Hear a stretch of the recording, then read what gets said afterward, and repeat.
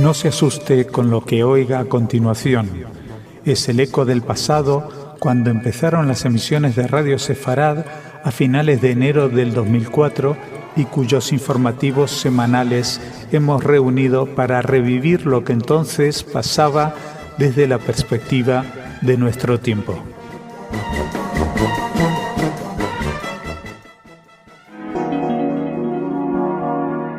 En Radio Sefarad, noticias.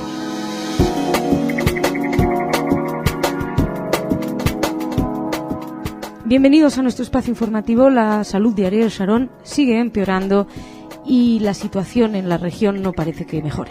El ejército de Israel admitió ayer haber disparado un misil contra un puesto de Naciones Unidas en la localidad de Kiam, al sur del Líbano, en la noche del martes, en el que murieron 4 miembros de la Fuerza Interina de Naciones Unidas en Líbano de nacionalidad finlandesa, austríaca, canadiense y china. El portavoz del ejército israelí expresó su lamento hacia lo que calificó de error y afirmó que el objetivo era una plataforma de lanzamiento de cohetes de Hezbollah ubicada cerca del puesto. Según informó la oficina del primer ministro israelí en Jerusalén, Ehud Olmert, se comunicó ayer por la mañana con el secretario general de la ONU, Kofi Annan, para prometerle que el ejército israelí llevará a cabo una amplia investigación del incidente, cuyos resultados serán entregados a Naciones Unidas. De hecho, el portavoz aseguró que Hezbollah lanza de forma deliberada cohetes desde lugares cercanos a zonas donde hay observadores de la ONU y zonas habitadas para provocar la respuesta israelí y causar víctimas civiles o en terceras partes. De esta manera les interesaría que todo el mundo se enojara con Israel, cosa que por cierto ha sucedido. De hecho, los países implicados cuyos ciudadanos han muerto pues han presentado sus quejas a Israel. Por ejemplo, la presidenta de Finlandia, Tarja Halonen, dijo que no hay justificación para el bombardeo de un puesto de observación de la ONU y exigió al gobierno de Israel el esclarecimiento completo del suceso, ya que dudan de que no haya sido voluntario. Dicen que dieron hasta 10 avisos para que no atacaran esa zona. Por su parte, Ehud Olmert expresó sus reservas sobre lo afirmado en la noche por Annan, en el sentido de que el ataque fuera deliberado. Dijo que no puede ser que un error cometido haya sido definido por la ONU como un acto, como un acto deliberado. Y también, desde luego, dijo que lamentaba muchísimo lo sucedido y que habría una investigación inmediata para esclarecer por completo lo que sucedió. También tenemos que hablar de muertos israelíes. Al cierre de esta edición nos informaban de que unos 13 soldados habrían muerto en una emboscada de Hezbollah. Esto no lo tenemos confirmado. Suponemos que mañana se sabrá más y les diremos más.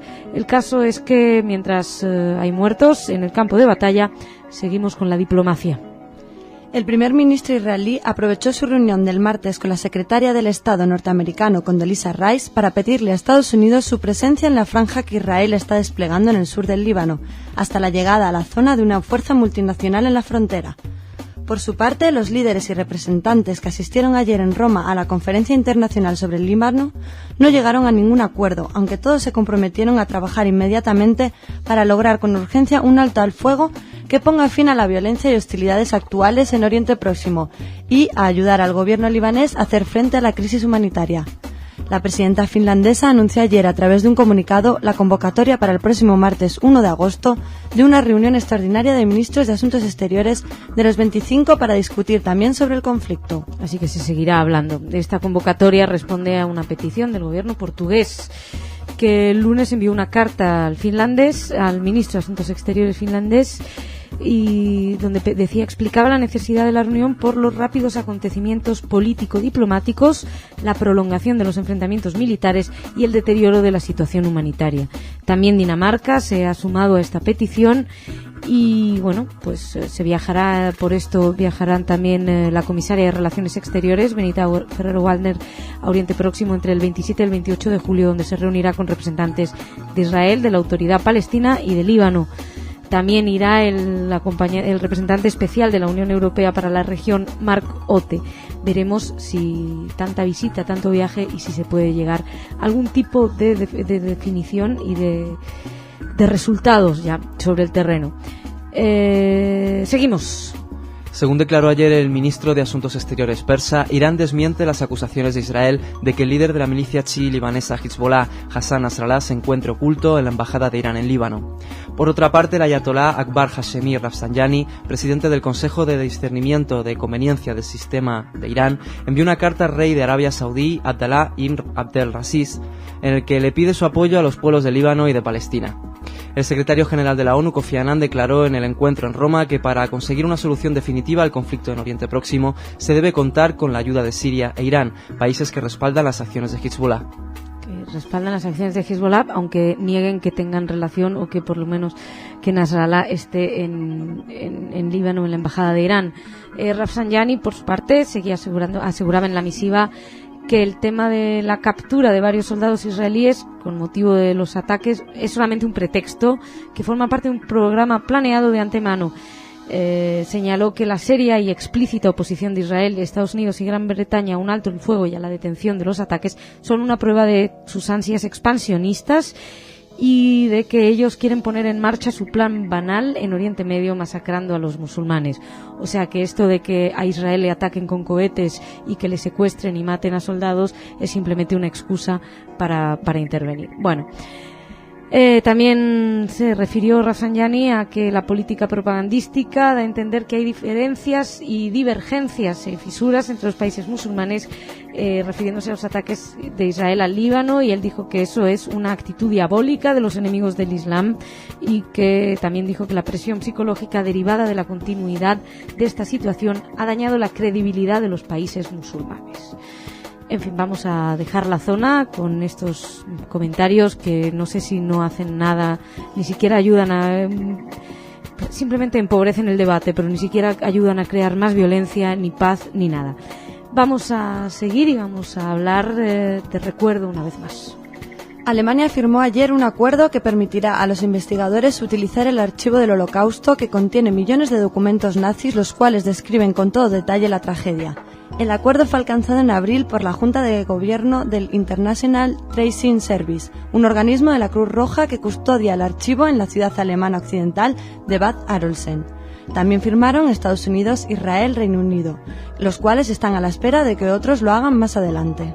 Bueno, ya saben que desde aquí siempre aplaudimos el que se recuerde y el que se siga investigando, que no se olvide. Respecto a lo mismo es la siguiente noticia, pero desde un punto de vista execrable. Según indicó Judith Kronfeld, la secretaria general de la Unión de Deportados en Bélgica, Hijos e Hijas, el lunes pasado se descubrió en Bruselas que el centro sobre el Holocausto había sido devastado por un grupo vandálico. Los documentos fueron destruidos, las ventanas estaban rotas y una urna conteniendo restos de cenizas del campo de Auschwitz-Birkenau fue profanada y vaciada. Y podría seguir diciéndole un montón de cosas horribles que hicieron en el lugar, pero nos lo vamos a ahorrar. El primer ministro belga dijo que estaba en vacaciones, pero se lo dijeron, dijo que estaba completamente shocked, no sé cómo traducirlo, noqueado, impresionado, supongo que escandalizado también por el ataque. Y dijo que bueno, que habría que investigar, evidentemente. Cuando se le preguntó si pensaba que tenía que ver con el tema con la relación con la guerra de Irán, de lo que está sucediendo en Líbano, esto es el cansancio y el calor lo que me pasa, respondió que no, que lamentablemente había visto muchos atentados anteriores contra este recuerdo y del Holocausto. Sin embargo, nunca se había llegado al grado de violencia y de vandalismo al que en este caso se ha llegado. En fin, seguimos, vamos a pasar a cultura, esperando que cosas como esta no se repitan, pero bueno, ya estamos tan cansados de decirlo. En fin, como les decía, pasamos a cultura, volvemos a hablar del Festival Grec en Barcelona, pero esta vez de teatro.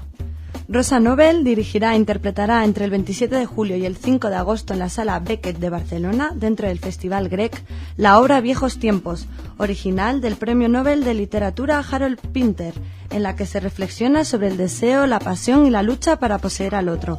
Según explica Nobel, siente desde siempre atracción por la dramaturgia de Pinter, aunque reconoce que es difícil ya que Pinter habla de un mundo de hombres muy violento. Sin embargo, Viejos Tiempos, estrenada en Londres en 1971 y considerada por muchos el mejor de los títulos del británico, fue escogida por Nobel porque es la que encuentra más próxima a ella, la más femenina de sus obras, o si se quiere decir así, la menos masculina.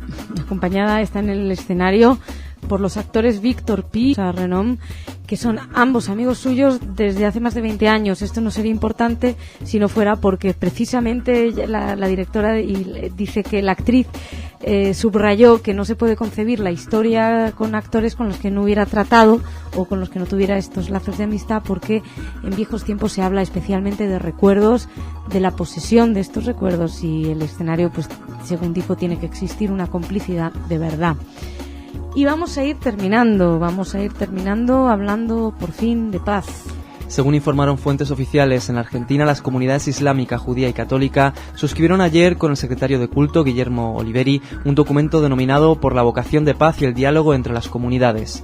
El documento fue firmado por Luis Greenwald, presidente de la Asociación Mutual Israelita, la AMIA, el presidente del Centro Islámico de la República Argentina, Samir Saleh, por el Arzobispado de Buenos Aires, el obispo auxiliar Monseñor Horacio Benítez Astoul y el secretario de culto, Guillermo Oliveri.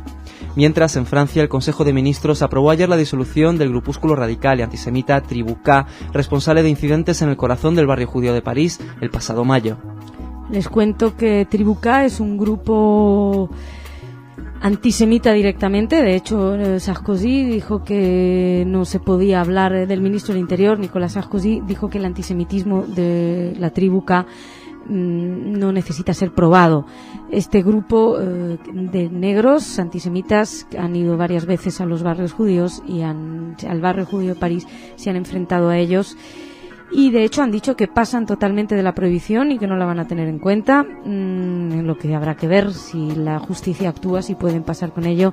De hecho, les cuento, por ejemplo, que su página web tiene una foto que es un chimpancé con la estrella de David. Y bueno, pues esperamos que si ellos están dispuestos a seguir con sus actividades, la justicia y también la policía esté dispuesta a cortar y a evitar que lo hagan. Esta disolución también nace por la solicitud de las organizaciones SOS Racisme y la Unión de Estudiantes Judíos de Francia. Y bueno, con respecto al acuerdo entre las varias confesiones en Argentina, pues genial. Así que nada, terminamos con aquí nuestro informativo por hoy. Muchísimas gracias por su atención. Mañana más.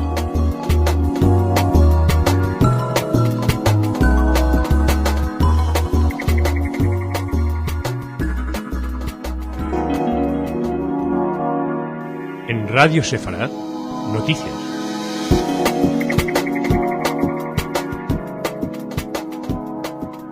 Bienvenidos a nuestro espacio informativo. En todos los medios hablan de que Sharon realmente se encuentra en un momento absolutamente crítico. Como crítica fue la jornada para Israel del otro día. Un portavoz del gobierno israelí admitió ayer que 8 de sus soldados cayeron en una batalla por el dominio del poblado de Bin Jubail en el sur del Líbano, el bastión de la agrupación terrorista, y que 22 soldados sufrieron heridas, muchas de ellas de gravedad, en el mayor golpe sufrido por Israel desde el inicio de la guerra el pasado 12 de julio. El ejército israelí había anunciado el martes la toma de esa localidad, pero unos 200 terroristas lanzaron un contraataque y generaron la batalla más encarnizada de la guerra, según dijeron voceros militares. Además de la mencionada aldea, se produjeron fuertes combates en Marun al-Ras, donde murió un oficial israelí. La radio militar israelí informó que fue sin duda la jornada más dura de combates hasta ahora, y sobre todo que el hecho de que hayan sido combates cuerpo a cuerpo ha hecho que fueran mayores el número de víctimas israelíes. El sargento Rambón, de 19 años, pudo rescatado de este momento, habló en los pasillos del hospital y comentaba que había sido muy muy duro. Los miembros de la fuerza israelíes coincidieron en que los terroristas no son meros hombres armados y han comparado su capacidad de lucha con la de una unidad de élite de un ejército regular. De hecho, muchos analistas dicen que Hezbollah sería la tercera fuerza militar en la zona en Oriente Medio. El caso es que siguen los ataques, pero tras estos duros hechos, Ehud Olmert tuvo que convocar una reunión de emergencia. El Gabinete para Asuntos de Seguridad de Israel, que se reunió ayer bajo la presidencia del primer ministro Ehud Olmert para estudiar la posibilidad de ampliar la ofensiva contra Hezbollah en el Líbano, decidió no modificar el plan actual de operaciones. Sin embargo, militares israelíes pidieron una gran movilización de reservistas y el lanzamiento de una operación de 2 meses en el sur del Líbano, desde donde actúa Hezbollah hasta el río Litani. La primera petición del Tzahal fue concedida y el gabinete acordó un nuevo reclutamiento de reservistas, pero no para ampliar las fuerzas, sino para relevar a algunos combatientes. Al parecer se habría decidido seguir con la misma estructura de fuerza y combinando incursiones puntuales por tierra y ataques aéreos, y no movilizar una fuerza masiva. Por ahora el ejército no tiene que ceñirse tampoco a un límite de tiempo, puede actuar el tiempo que necesite, según dijeron las fuentes. Esto coincide también con la reunión que tuvo lugar en Roma, que muchos calificaron de fracaso, puesto que no parece que hayan sacado grandes conclusiones, o por lo menos conclusiones prácticas. Sí se ha hablado, ha habido muy buenas intenciones y muy buena voluntad, pero no nada que se vea en efecto y en activo sobre el terreno. Esto, según alguna gente, le daría más tiempo a Israel para poder seguir en su ofensiva contra el terrorismo de Hezbollah, que ataca diariamente y que sigue atacando y sigue causando bajas y muertos en territorio israelí. En la conferencia sobre el Líbano celebrada el miércoles en Roma, solo se llegó a un acuerdo en común entre los países invitados que implica la creación de una conferencia de donantes para reconstruir las infraestructuras destruidas en el conflicto y para ayuda humanitaria. En este sentido, también acogieron con entusiasmo el anuncio de la decisión de Israel de abrir pasillos humanitarios en el aeropuerto de Beirut para que pueda llegar esta ayuda exterior. Por su parte, el anfitrión de la reunión, el ministro italiano de Asuntos Exteriores, Massimo D'Alema, comunicó ayer su intención de viajar a Israel esta semana para discutir con sus autoridades la situación en Oriente Medio y la crisis en Líbano. D'Alema compareció ante la Comisión de Exteriores de la Cámara de Diputados y del Senado y dijo que el próximo domingo estará en Jerusalén para discutir con las autoridades israelíes. Al margen de la comparecencia, también habló y le dijo a la prensa que la reunión internacional sobre el Líbano, que fue celebrada en Roma, y que lo que se logró, dijo, era lo máximo que se podía obtener teniendo en cuenta las diferentes posiciones conocidas por todos. También teniendo en cuenta que no asistían todos los protagonistas de la cuestión y de la crisis al lugar, ya que Israel no estaba, tampoco estaba en Irán y tampoco estaba Siria. Difícil conseguir que los países más importantes en esta región y que son los que tienen en gran parte la llave de la paz, pues puedan llegar a algún acuerdo si no lo sientan. Mientras tanto, el caso es que tenemos que hablar una vez más de que otro tentáculo del mismo monstruo nos amenaza más de cerca a España. Ayman al-Zawahiri, reconocido como el número 2 de Al-Qaeda, advirtió en un mensaje emitido ayer por la cadena de televisión Al Jazeera de que la red terrorista no permanecerá de brazos cruzados ante los misiles que queman a sus hermanos en Líbano y Gaza, y asegurado que la yihad continuará hasta que triunfe la religión islámica, desde España hasta Irak. Al-Zawahiri también afirmó que la lucha de Hezbollah y de los palestinos contra Israel no depende de treguas o de acuerdos, sino que es una yihad en nombre de Dios y que seguirá hasta que prevalezca su religión. Este médico, de origen egipcio, finalizó sus declaraciones con la amenaza de que atacarán en todas partes del mundo. Menuda novedad, no lo han hecho hasta ahora, no nos lo habían comentado anteriormente. Sabíamos lo de España, poco después, si no me equivoco, del 11 de septiembre, ya hubo unas declaraciones donde se hablaba de España como de un bastión a reconquistar. El caso es que al-Zarqawi, que es el número 2 de Bin Laden, dijo que todo el mundo es un campo de batalla abierta contra la organización, contra Al-Qaeda. Bush tampoco pareció muy sorprendido, imagino que nadie lo pareció. Seguimos y atentos, hace poco hablamos de una crisis de viñetas, ya las recuerdan, las de Mahoma. En este caso no hay crisis, pero hay viñetas. La embajadora israelí en Oslo, Miriam Shomrat, se quejó ayer de una caricatura publicada por el diario noruego Dagbladet el 10 de julio en la que se presentaba al primer ministro israelí Ehud Olmert como un oficial nazi. La embajadora indicó que ha enviado una carta a la Asociación de Prensa Noruega en la que afirmaba que el dibujo es un testimonio de ignorancia sobre la exterminación nazi del pueblo judío. El director en funciones de Dagbladet, Lars Hell, señaló que la ilustración se enmarca en el derecho a la libertad de expresión, pero dijo entender que pueda provocar reacciones. Bueno, no se preocupen, la Embajada de Israel no ha pedido boicotear a todos los judíos del mundo que boicoteen los productos noruegos. Los judíos del mundo no han salido a quemar embajadas, no han matado a nadie con respecto a esto. Por su parte, el maravilloso dibujante ha dicho que quería expresar el desprecio humano ejercido por los israelíes hacia los palestinos. A mí me parece que él ha reflejado más bien su propio desprecio humano con su desconocimiento de la historia y su falta de rigor. El dibujo ilustraba un editorial sobre la violencia en Gaza y aparecía en él Ehud Olmert vestido con uniforme nazi, con un rifle, en un balcón dentro de un campo de concentración, mirando a un palestino muerto en el suelo. Clara referencia a la película La lista Schindler. Y bueno, como dijo la embajada, comparar el Holocausto con las acciones israelíes contra los milicianos, los terroristas palestinos, es un insulto al pueblo judío, Israel, el sentido de la decencia común y al retrato preciso de la historia. Creo que no hay mucho más que decir, pero bueno, llama la atención la diferencia de reacciones. Y hablando de gente cuya finalidad sí es el rigor histórico, de eso es lo que la siguiente noticia. El grupo judío Claims Conference ha publicado un informe en el que denuncia la poca colaboración de los museos de Estados Unidos, entre cuyos fondos podrían figurar hasta 140.000 piezas susceptibles de proceder de los fondos expoliados por los nazis. Gideon Taylor, vicepresidente de este grupo, insistió en que la Asociación Americana de Museos, que en 1999 adoptó el compromiso de revisar todos sus fondos, no está haciendo lo suficiente por asegurar que sus miembros den cumplimiento a lo acordado entonces. A juicio de Taylor, es urgente completar cuanto antes todo este proceso de identificación, porque la edad media de los supervivientes del Holocausto supera ya los 80 años y están quizás ante la única oportunidad de reconectar a estas familias con su pasado. Unos 332 museos han sido afectados por esta denuncia, de los cuales más de un tercio son los que no estarían cumpliendo con lo acordado.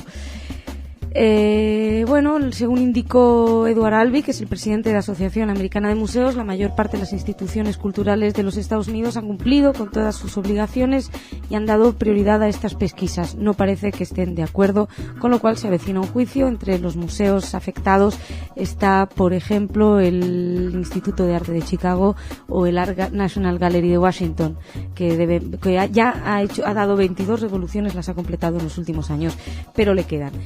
Seguimos, vamos terminando con algo que nos da un poco de esperanza. De acuerdo con las estimaciones de la Agencia Judía para Israel, la Sochnut, en el curso de este año emigrarán a Israel 24.000 personas de todo el mundo, lo que constituye un aumento en relación a las 22.657 personas que hicieron aliyá en el 2005. Pese al conflicto, más de 10 vuelos especiales de nuevos inmigrantes aterrizarán en Israel este verano, provenientes de Norteamérica, Francia y Gran Bretaña. Por primera vez este verano habrá un vuelo especial de El Al desde Gran Bretaña que traerá 100 nuevos inmigrantes. Y Olmert recibió simbólicamente a los primeros con un discurso en el que decía: somos un pueblo fuerte y tenemos resistencia para una larga batalla. Así que nada, les deseamos mucha suerte en su nueva patria, que no es nueva, pero que es su patria, a los recién llegados. Y señoras y señores, lo dejamos aquí. Nos marchamos. Conmigo tienen una cita el lunes que viene en las noticias de los lunes. Hasta entonces, ya saben, Shabbat Shalom, que pasen un muy feliz fin de semana.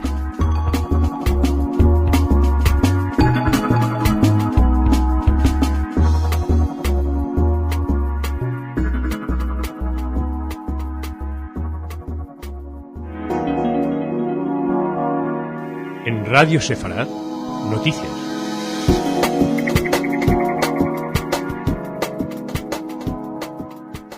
Bienvenidos a nuestro espacio informativo. Tenemos una vez más que seguir hablando de la situación en Oriente Medio. El ataque israelí de ayer a una base militar en Casamille, al sur del Líbano, marcó el fin de la orden dada el domingo por el primer ministro Ehud Olmert del cese de los ataques aéreos en el Líbano por 48 horas. Ehud Olmert había tomado la decisión de alto el fuego por consejo del viceprimer ministro Simón Peres tras reunirse en Jerusalén con la secretaria de Estado de Estados Unidos, Condoleezza Rice, a raíz de la tragedia en la aldea libanesa de Caná, donde murieron 57 civiles, la mayoría niños. Sin embargo, Israel afirmó que su presencia aérea en el Líbano responde a misiones de apoyo a las tropas terrestres en el área. El alto el fuego era para permitir una investigación acerca de lo sucedido en Caná y para que los poder evacuar civiles gracias a las Naciones Unidas. Sin embargo, este ataque también, según explicaron las fuerzas israelíes, responde que no se trata de un ataque contra la localidad, sino en las inmediaciones y contra una base militar en la que de Hezbollah. De todos modos, tenemos que hablar de las reacciones al ataque a Caná, que desde luego ha suscitado muchísima polémica. y muchas reacciones contrarias a Israel y condenas internacionales. La canciller alemana Angela Merkel y el primer ministro británico Tony Blair coincidieron en que el trágico suceso, dijeron, de Cana pone de manifiesto la urgencia de un alto el fuego. Para el ministro francés de Exteriores, Philippe Douste-Blazy, que por cierto viajó a Beirut y ya les contaremos después, lo ocurrido supone un cambio decisivo en la crisis y refuerza la determinación de exigir un cese inmediato de las hostilidades. Sin embargo, la ONU, el Consejo de Seguridad, fue incapaz de alcanzar un acuerdo y no condenaron las acciones israelíes en Líbano, y sí llamaron a un alto el fuego y expresaron su conmoción y disgusto por lo sucedido en Cana. Tras una reunión de urgencia convocada por el secretario general, por Kofi Annan, el Consejo deploró la pérdida de vidas inocentes, subrayó la necesidad de poner fin a la violencia. Al parecer, en general, todas las reacciones han sido de que ya hay que hablar, hay que sentarse a hablar, insistir muchísimo en la diplomacia. Por otro lado, el domingo seguidores de Hezbollah en Líbano y palestinos en Gaza atacaron instalaciones de la ONU en protesta por los ataques de Cana y porque, según decían, no sentían que la comunidad internacional los defendiera. En fin, mientras tanto, y ya que todo el mundo apunta de lo que se trata es hablar y llegar a acuerdos diplomáticos, pues para eso está ahí Condoleezza Rice. La secretaria de Estado de Norteamérica, Condoleezza Rice, que el domingo no viajó a Beirut por decisión del gobierno libanés, comunicó ayer que solicitará esta semana a la ONU, probablemente la reunión de ministros de Exteriores de los 15 países miembros del Consejo, que se apruebe una resolución sobre un alto al fuego en la zona. Rice insistió en la necesidad de desplegar una fuerza multinacional en la frontera para que el gobierno de Beirut obtenga el control del territorio libanés y pidió un embargo de armas al Líbano, en referencia al armamento que, según Estados Unidos e Israel, proporcionan Siria e Irán a Hezbollah. Sin embargo, a diferencia de declaraciones anteriores, Rice no se refirió directamente al desarme de Hezbollah, ni habló de la liberación de los 2 soldados israelíes en manos de los milicianos desde el pasado día 12 de julio. Rice no fue a Líbano porque el gobierno libanés suspendió las conversaciones previstas porque le dijo que no sería bienvenida hasta que se estableciera un alto el fuego sin condiciones, todo debido a lo sucedido en Cana. Además, Rice lamentó lo sucedido en Cana y aseguró que esa misma semana se podría lograr un alto el fuego como parte de un acuerdo de largo alcance y que permitiría al gobierno libanés tomar el control del sur. Sin embargo, también hay que decir que por su parte Ehud Olmert comunicó a Condoleezza Rice y hizo saber que necesitaban todavía 10 o 14 días para cumplir sus objetivos. Lo cierto es que también a nivel terrestre están atacando. Dentro de todo este lío, vamos a llamarlo así para ser generosos, y que todo el mundo parece dispuesto a querer negociar, hay un actor importante en la región y Francia quiere destacar su importancia. El ministro de Relaciones Exteriores francés, Philippe Douste-Blazy, declaró tras su reunión el domingo con dirigentes libaneses que Irán es un factor crucial para la estabilidad en Oriente Medio y que es importante mantener contactos con Teherán para resolver la crisis en el Líbano. La respuesta de Philippe Douste-Blazy a la pregunta de si se unirá con Manoucher Mottaki, el ministro de Exteriores iraní, no fue concisa, aunque se admitió que para llegar a algún acuerdo deberán tener algún encuentro. Sin embargo, el ministro francés descartó la idea de mantener conversaciones con Siria. En fin, qué decir, el caso es que efectivamente todo el mundo coincide en que Irán es un factor importante, sin embargo para Estados Unidos es un factor desestabilizante. Es sorprendente que para Francia es estabilizador. También dijo, en palabras de Douste-Blazy, en la región hay, por supuesto, un país como Irán, un gran país, un gran pueblo y una gran civilización que es respetado y que desempeña un rol estabilizador en la región. También insistió en que se puede ver claramente que desde el 12 de julio que Israel no va a lograr sus objetivos con una solución puramente militar. Evidentemente Francia parece ser que apunta a la raíz del problema o la raíz del conflicto, que sería Irán, y sin embargo no quiere hablar con Siria, que otros países como Estados Unidos y muchos analistas dicen que es la clave de la negociación. En fin, tenemos que hablar, como siempre, que hay problemas con Israel, de consecuencias negativas para los judíos alrededor del mundo. 2 sinagogas de North Miami Beach y 2 establecimientos que atienden a la comunidad judía fueron pintados el domingo con motivos antisemitas. El domingo por la noche, 4 sospechosos fueron vistos cerca de los lugares donde sucedieron los incidentes, pero al cierre de esta edición aún no se había detenido a los culpables. Los testigos y la policía dijeron que los sospechosos habían empezado a dibujar con vaporizador una esvástica en una pared y escaparon a pie cuando uno de los testigos se les acercó. Al parecer, según las autoridades del sur de Florida, no se ha establecido hasta el momento ningún vínculo entre lo sucedido en North Miami Beach y con las crisis, guerra, llámenlo como quieran, en Oriente Medio, pero lo cierto es que con el conflicto en un momento tan álgido, pues se analizan todos estos casos con lupa. Según Art Teitelbaum, que es el director de la región sur de la Liga Antidifamación, es sin duda un incidente antisemita, pero al mismo tiempo dice un reto para todos. Se trata de un intento de hostigar e intimidar a la comunidad judía. En fin, había esvásticas, los símbolos del Ku Klux Klan, que son estas 3 Ks pintadas con las paredes de las sinagogas y los establecimientos. Además, una frase que ponía: ustedes son los próximos. Y el caso es que, por un lado, hay pintadas, pero tenemos que hablar de algo mucho más grave que de pintadas. Según informaron fuentes policiales estadounidenses, un pakistaní norteamericano mató el viernes por la noche a una mujer e hirió a 5 personas más en un centro judío de la ciudad de Seattle, aparentemente movido por su rechazo a Israel. El presunto asesino, Naved Afzal Haq, de 31 años, fue arrestado poco después sin oponer resistencia en el lugar donde se produjo el tiroteo. El atacante se entregó a un equipo de élite de la policía unos minutos después y al cierre de esta edición no se habían determinado aún los motivos del ataque, aunque la conversación telefónica del atacante con un empleado de los servicios de emergencia llevó a la policía a considerar el ataque como un crimen de odio étnico. Parece bastante evidente que si van a matar a unos judíos, a una comunidad judía, sea un crimen de odio étnico, también teniendo en cuenta cómo está la situación en el mundo, que está tensando y crispando a todo el mundo respecto a esto. Y por ello, curiosamente, estamos hablando de 2 atentados antisemitas en un país como los Estados Unidos, donde se supone que estas cosas no suceden. La policía ha desplegado poco después un dispositivo de seguridad en las sinagogas y en todos los centros judíos de la ciudad, pero también en las mezquitas, porque tienen miedo de que se pudiera desencadenar una venganza. Bueno, y ya que hablamos de antisemitismo tan peligroso, tenemos que hablar de la gente que lo incita. El sitio de internet TMZ publicó citas textuales del auto del arresto policial de Mel Gibson por conducir embriagado y a excesiva velocidad, en las que el actor realizó una serie de expresiones antisemitas en medio de insultos cuando fue detenido. Según la versión, además de amenazar al policía que lo detuvo y de intentar escaparse, Gibson acusó a los judíos de ser responsables de todas las guerras en el mundo. Gibson, en una declaración pública que difundió el sábado, se disculpó por su comportamiento y expresiones que él mismo calificó de despreciables y reconoció que sufre de alcoholismo.